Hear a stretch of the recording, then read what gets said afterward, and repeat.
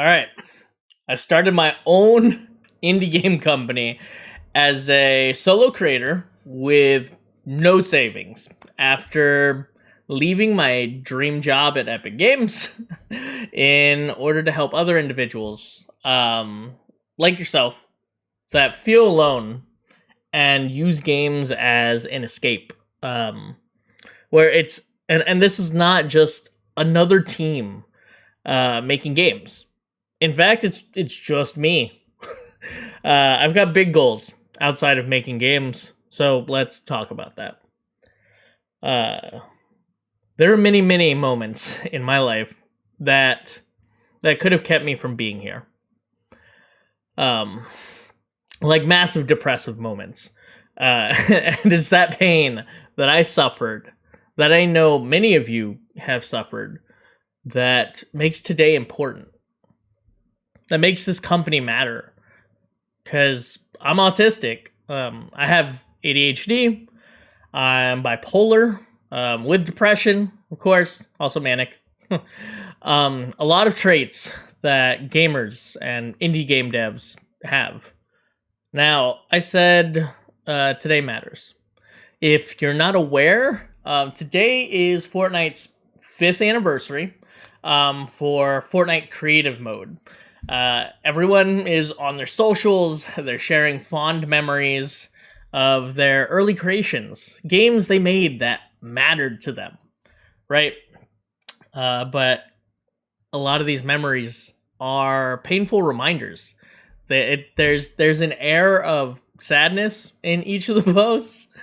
For context, Fortnite Creative allowed anybody who played Fortnite to make a game by themselves, like Minecraft, Roblox, even to the extent of GameMaker and Unity.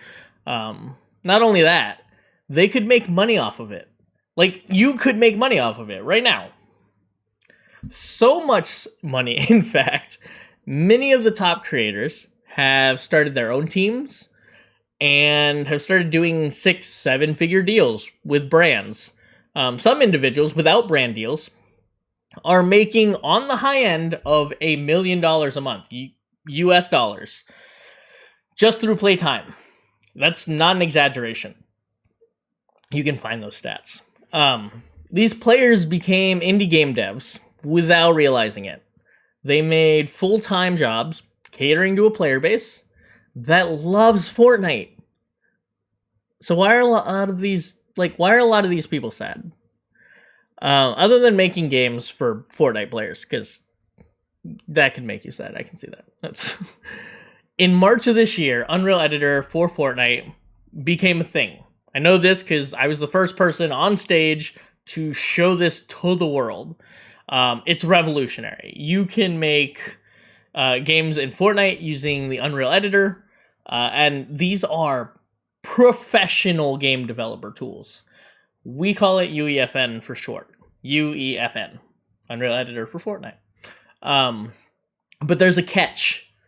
Because these are actual professional tools, they're not the easy mode that is Fortnite Creative. Fortnite Creative, you can easily make a game by yourself and make millions with zero experience. Multiple people have done this. You can see Dylan Johnson. He was on Forbes 30 under 30 this year. Just even a few weeks ago, it was announced. He goes by the boy Dilly, making up more, like, I don't know exactly, making about $1 million a month. Okay, we'll say. There's stats out there. You can find them. Now, thanks to UEFN, there's competition, right? Indie developers are starting to swarm. The co-founder of Bungie, who made Halo, started an investor-funded company to make games in UEFN. It's a big deal. So, the question on everyone's mind is, can you make games by yourself anymore and still make a living on this platform? Everyone's scared. It's frightening. Well, I'm going to prove that not only can you succeed, you can do it without scummy marketing tactics, and you can still make millions, right? That's the goal. Making millions is a good thing, because honestly, this morning I tried to go to my local game dev coffee meetup that we do on Wednesdays. I got dressed. I went to the bus stop and realized something a tad bit late. I have no savings after leaving my dream job with Epic. Don't judge me. So I didn't pay my phone bill this month. And that means I have no LTE mobile network for me. No Wi-Fi, right? Or no whatever. Internets. When I got to the bus stop and I couldn't access my digital wallet, hung my head in shame, turned around, and headed home. We have a digital bus card, right? I have like, $20 some on it to get around town. So I spun around to start writing the script way earlier than I expected. I have no money. I started this company despite what would happen. I knew the risk. I knew it was a big deal. I'm risking it all. I'm putting my money where my mouth is, and taking the risk because I told everybody it's possible. So now I'm gonna show it. But it's gonna be hard. Not skills wise. That I can do. That's the easy part. The hardest part is the emotional part. It's always been the emotional part. I moved towards games like most. Most of you, in fact. I was different. As an adult, I now realize I'm autistic. Because of that and other neurodivergent traits, I was bullied for being me, growing up. I reached for games, eventually wanting to make them myself because, they gave me such a wonderful escape. So I started coding in my freshman year. I was like, you know what? If you got to make games, I guess you code them. It turns out that's not what I wanted to do. Halo Forge came out with Halo 3 in 2007, the year after I graduated high school. And guess what? You can make games without knowing how to code. Halo Forge was essentially what Fortnite Creative is today, without the money though, right? At that point, I'm like, it's too late for me though. I've already joined the military. I've joined the Air Force. I'm a coder, so I'll just do this gaming thing on the side. Then I got out after my 4 years because I'm like, civilian programming job. I'll make more money being out of the military, blah, blah, blah. And I struggled to find the motivation to get back into coding. I was holding myself back unknowingly. Mental health is a thing. I was stuck living on unemployment, self-sabotaging every opportunity to do with coding, trying to find jobs and all that stuff. I did my job searches. I did everything I could. It was hard. I was not truly motivated because it's not what I wanted. But I wasn't unproductive. After I got out, 2010, Halo Reach came out with a new Forge mode. And this was fancy. I poured my heart and soul into that thing, while avoiding the coding stuff for unemployment. When I tried to get a job to work with Bungie or 343, both of those that were involved with Halo, I couldn't get in the door. It's hard to get into the gaming industry. It was devastating. So I sucked it up after 3 years of unemployment because I ran out of unemployment.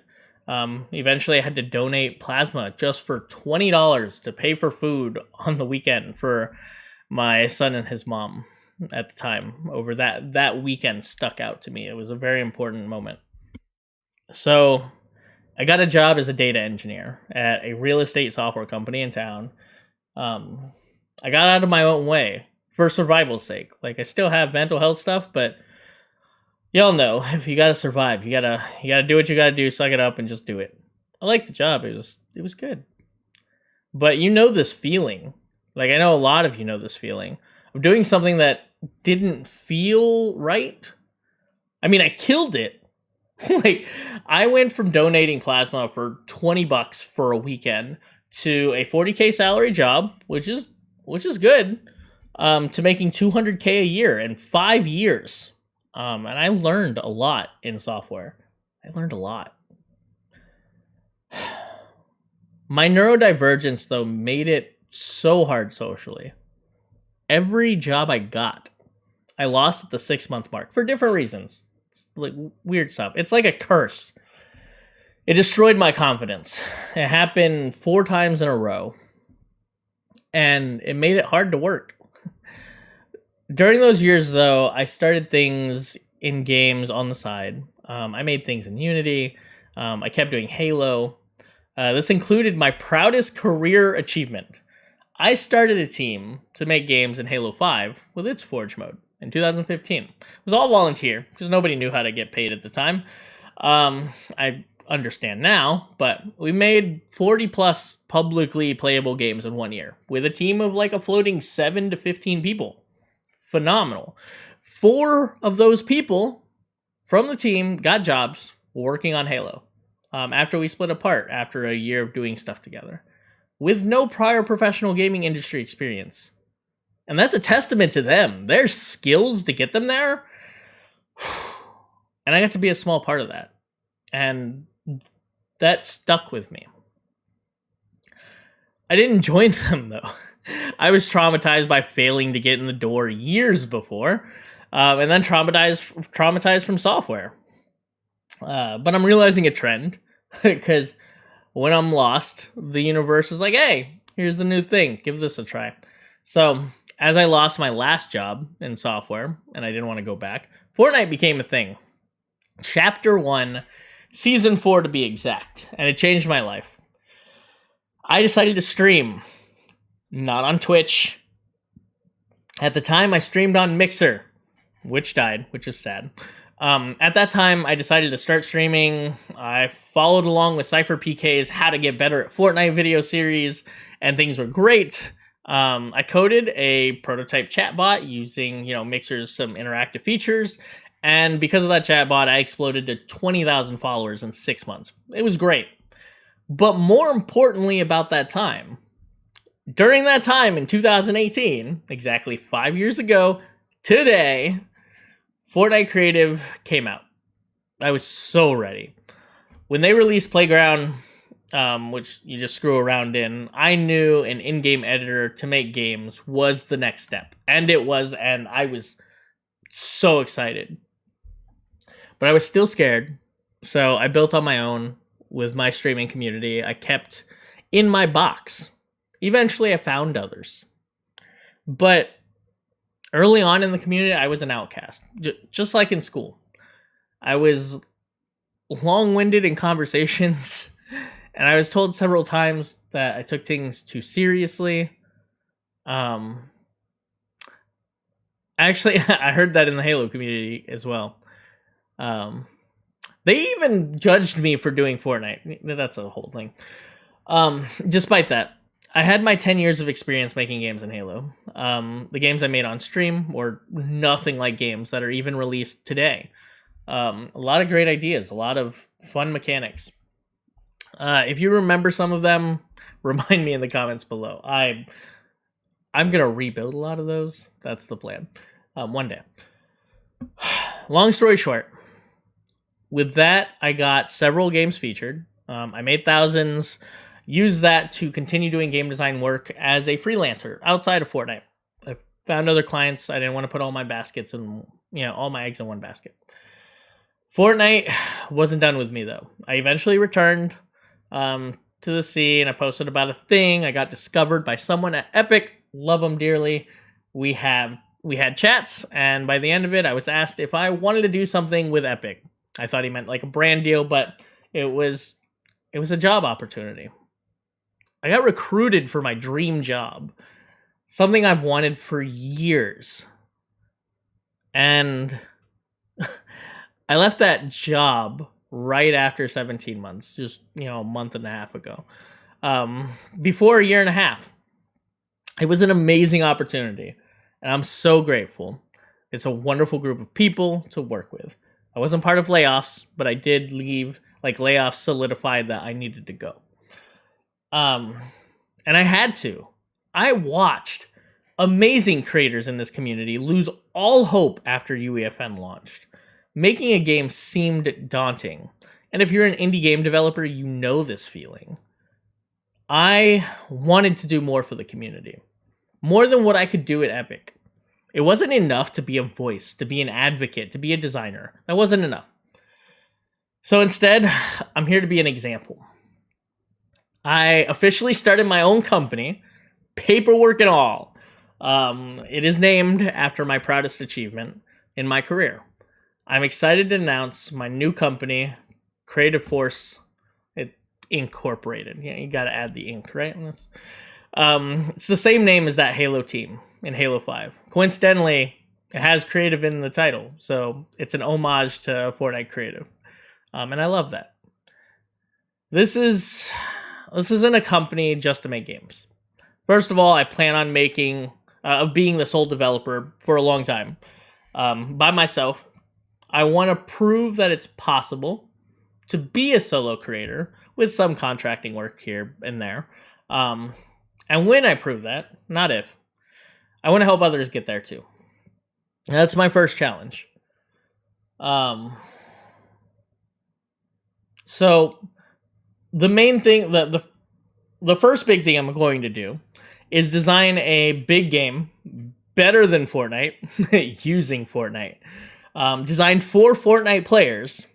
And I'll be doing a full devlog series here on YouTube, about a video a month. You know, Creative Force is going to challenge Epic Games and overtake majority share of the player base with a new type of game. That's a huge undertaking. I think it's possible. Epic welcomes it, so I'm gonna do it. One game isn't enough though. So I'm setting up a system to be able to make a new game every 1 to 3 weeks by myself, that are different. They're all drastically different. None of them will copy another, and if you know my past, you know I'm not a fan of doing the same thing over and over again, so I'm not going to be copying like gun games and Zone Wars and stuff. I happen to be a very good software engineer. That means that I can make new games faster and cheaper than anyone else in the ecosystem. And I promise you that I can do that. Making games easier is the key to experimenting and trying new unique things and finding something that sticks. It is lower risk and a higher return on investment. I can spend a weekend and come out with a game that's playable, that's fun, that is well designed, well architected, and can be maintained. As I said, this is more than just making games, though.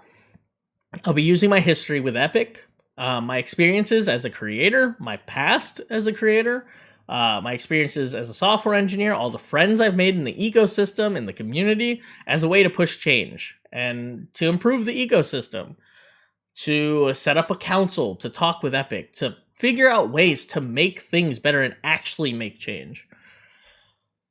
Most importantly, I want to teach people what I'm doing. That's not just making games, but that's also how I'm running Creative Force as a business. I'll talk about how to get your company started. I used LegalZoom. Doing business with other companies, consulting, pricing, hiring people, all the things, all the hard stuff that nobody talks about and everybody keeps close to their chest. I want to help all of you start your own dreams, right? Ultimately, Creative Force will build its own user-generated content platform apart from Fortnite as its peak goal. It's part of my 5-year plan. I'm doing daily short videos on what's happening over on X or Twitter or whatever you want to call it. So subscribe to me here and follow me on there at RayBenefield, same as on YouTube. But that's a big dream, to go from UEFN and Fortnite as a platform to eventually building my own Steam games to building my own user-generated content platform for people to start their own businesses and start their own companies. I love UGC for what it is. It is an incubator for entrepreneurs and new developers, and that's exciting. And games helped me get out of my depression.